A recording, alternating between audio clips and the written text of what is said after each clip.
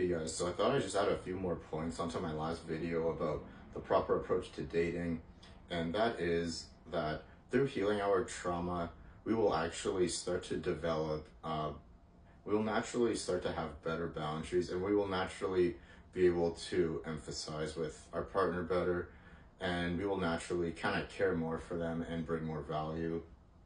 And that's because a lot of the times when we have trauma, we're very stuck in our own head and very stuck, on the love that we didn't receive. So we're constantly, looking for their approval, and, we're constantly making it about us, right?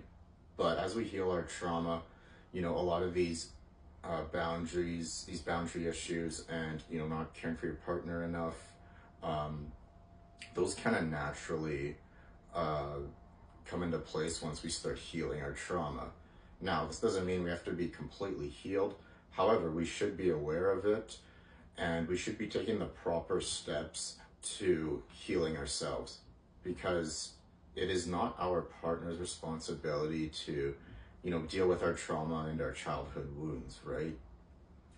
And one last point I want to make here, and it might seem a little obvious, but I think a lot of people kind of forget this, is if we aren't bringing any sort of value, and if we're not properly supporting, or, really, if we're not properly trying to be a really good partner, then there's ultimately no reason for our partner to date us or for the other sex to even want us, right? If we're not bringing what is actually valuable to them, or what actually helps them, or what, helps them in some way, and we're just strictly focused on, taking from them and, getting what we want from them, then ultimately there's no reason for them to date us. And yes, there are some like more insecure people that will date someone no matter how bad they're being treated, right?